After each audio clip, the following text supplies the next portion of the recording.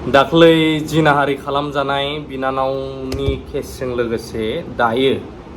आं खबर मोननाय बायदिब्ला क'क्राझार इउथ आरो माखासे बनसुनिबो थानो हागौ बेयावहाय रेलि लागोन डिसि अफिससिम केडिएसएफिलनिफ्राय आं दायो खौरां मोनदों। बेनि सिगां आं फोरमायनो नाजानाया नैबेसो दहाय सोरबा आंनावहाय मा हरदों नाय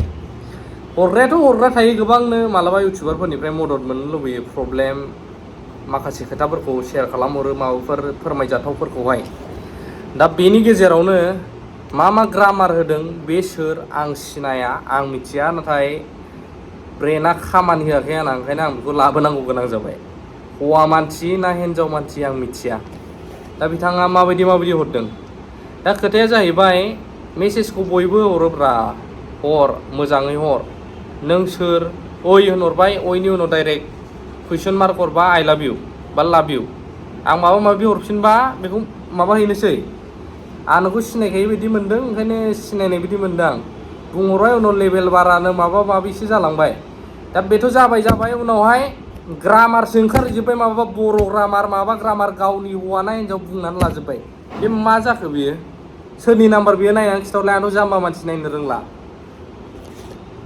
आंबो बुजिगौ बावहाय किसुमाना भिउस फैबाबो मेगन सायो भिउस जायाबाबो बखिनोसै फंबाय बा नै नोंना माथो भिउसआनो जाथारला आरो भिउस जाबाबो मेगन सानानै बोरै गाहायाव खोलैनो हागोन मा आइडियाजों माबा गोदै मेसेज हरनोसै बाव माबाफोर जुदि हरफ्लांनानै लाबाय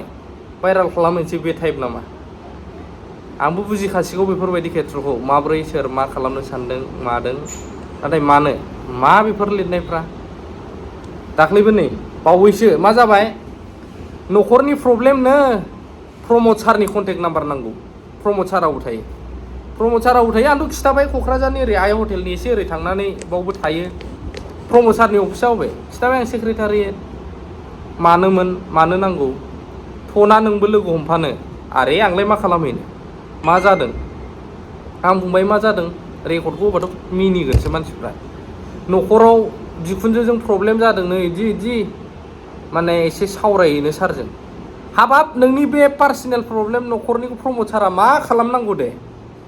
अफिस सोंबाय अफिस टाइमिं सोंबाय माला लोगो मोनगोन नोंबो हेल्प खालामदो ना थ'दोनानो हे भगबान सोरबा माबायदि हरो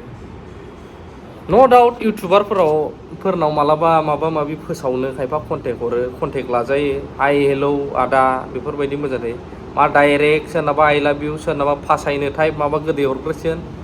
स्क्रिनशट खालामनानै भाइराल खालामथारनोसै नामा बेलेग टेकनिक नागिर एसे भाइराल खालामबा बेलेग टेकनिक बै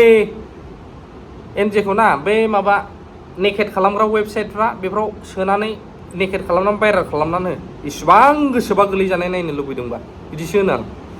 बिदि जानाङा एसे ब्रेनफ्रा इसिबांबो